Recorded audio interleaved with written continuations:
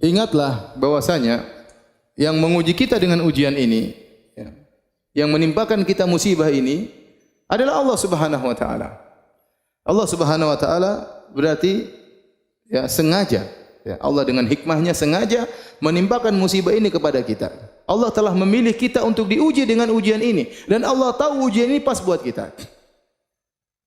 Allah tatkala mentakdirkan ujian ini bagi kita, misalnya seorang kehilangan anaknya, seorang kehilangan barangnya, seorang mungkin terluka, seorang mungkin harus bercerai, banyak musibah yang Allah tahu berarti memang ini pantas buat kita atau pas buat kita dan kita memang bisa untuk menghadapinya.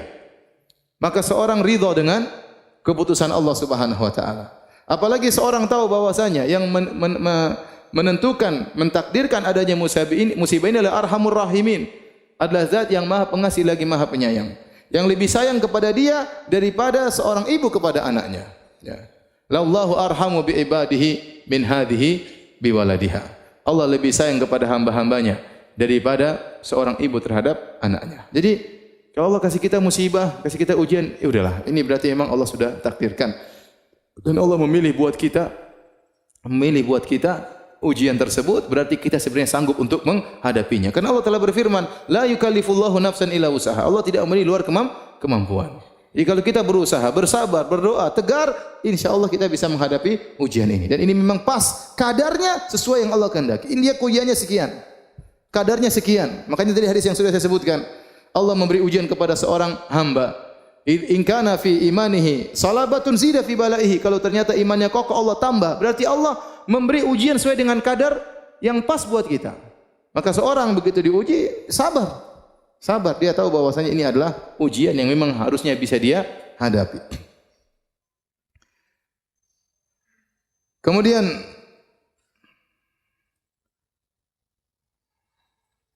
dia harus sadar bahwasanya ujian yang datang kepadanya, ya, bukan untuk membinasakannya, tetapi adalah untuk mengujinya agar Allah melihat bagaimana dia menghadapi ujian tersebut. Ya. Allah tidak membinasakannya, Allah kasih dia ujian. Ya, kalau kita diberi ujian bukan untuk membinasakan kita, tapi untuk kita hadapi ujian tersebut. Apakah kita bisa menghadapinya atau tidak? Apakah kita bersabar sehingga kita dapat pahala, ataukah kita mengeluh? Ya, berkeluh kesah sehingga kita tidak mendapatkan pahala dari Allah Subhanahu wa taala. Makanya sebenarnya mengatakan ujian itu seperti obat, ya. Memang pahit tapi harus diminum. Kalau antum tidak menghadapinya dengan kesabaran, maka antum tidak akan mendapatkan kesembuhan. Ya, pasti ada sesuatu pada diri kita sehingga Allah kasih ujian tersebut. Yang ujian tersebut fungsinya seperti obat. Ya sudah, hadapi saja.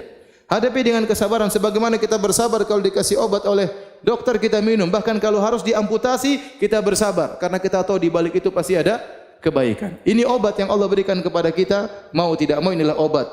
Maka hadapi, minumlah obat tersebut, yang pahit tersebut, yang tidak enak tersebut, agar kita bisa mendapatkan kesembuhan dari penyakit yang sedang kita hadapi. Kemudian di antara hal yang perlu kita ingat, Allah kasih kita musibah, ya. Allah kasih kita ujian. Di antara hikmahnya agar Allah ingin melihat seorang hamba beribadah dengan berbagai macam model ibadah. Ada orang diberi ibadah dengan ibadah bersyukur, maka dikasih kenikmatan agar Allah lihat dia bagaimana bersyukur kepada Allah. Terkadang Allah kasih dia musibah agar Allah lihat bagaimana cara dia beribadah kepada Allah dalam kesulitannya. Ya. Dan betapa banyak ibadah yang muncul tatkala orang dalam penderitaan yang tidak mungkin dilakukan oleh seorang yang sedang menghadapi kenikmatan, mendapati kenikmatan. Coba antum bayangkan seorang tatkala sedang diuji, hatinya benar-benar terenyuh kepada Allah Subhanahu wa taala. Harapannya hanya kepada siapa? Allah Subhanahu wa taala. Kalau dia berdoa dia menangis. Yang itu mungkin tidak didapatkan oleh orang-orang yang dapat kesenangan. Ya. Seorang kalau dalam kenikmatan mungkin dia salat sekedar mau nangis, apa yang mau dia tangisi? Apa yang mau dia tangisi? Sampai seperti ada lelucon, ya.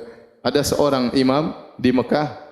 Saya diceritain, wallah alam benar atau tidak, ya, tapi lelucon, namanya Syekh Al-Muhaisini. Syekh Al-Muhaisini dia punya murotal Quran, ya. Kalau antum mendengar murotalnya dia sering nangis. Dan dia punya masjid di daerah di Mekah. Orang banyak yang i'tikaf juga di masjid tersebut. Dan dia kalau salat sering nangis, ya. Kemudian suatu hari ada seorang dari Mesir, kemudian sholat situ, senang dengar imamnya sholat sambil nangis-nangis. Kemudian dia tanya, siapa imamnya itu? Maka orang-orang berkata namanya Al-Muhaisini. Sementara di samping-samping ada hotel-hotel namanya Al-Muhaisini, Al-Muhaisini. Itu yang punya hotel-hotel ini? Iya. Sudah punya hotel masih nangis katanya. Jadi maksud saya, bisa jadi memang seorang dalam ketentramannya, dalam kebahagiaannya dia menangis, tapi itu jarang. Ibadah yang keluar dari hati seorang tatkala sedang diuji dengan musibah itu luar biasa, ya.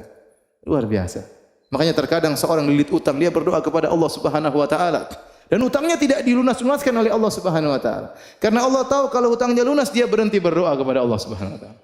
Kalau utangnya lunas dia tidak lagi salat malam kepada Allah Subhanahu wa taala. Bahkan terkadang Allah menambah hutangnya sehingga dia benar-benar terjepit, sehingga dia tahu apa arti tawakal. Dia tahu apa arti apa? Tawakal. Betapa banyak orang diajari oleh Allah dengan tawakal setelah dijebak dengan ujian yang sangat berat, tidak ada yang bisa menolong dia seorang pun.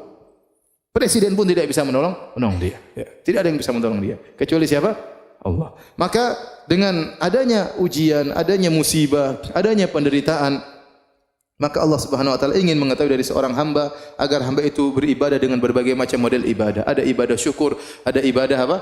Ada ibadah sabar, ya. Ada ibadah sabar dan demikianlah, ya. Kita lihat Nabi Muhammad SAW beribadah dengan bersyukur, beribadah dengan bersabar. Kita lihat Nabi Sulaiman alaihissalam yang super kaya raya dengan dipenuhi dengan berbagai macam kenikmatan, dia juga pernah diuji oleh Allah Subhanahu wa taala. Lihat Nabi Ayub yang pernah kita sampaikan kajian, pernah diberikan kekayaan yang luar biasa dan pernah dikasih sakit yang lama. Dia pernah beribadah kepada Allah dengan syukur dan dia pernah beribadah kepada Allah dengan sabar.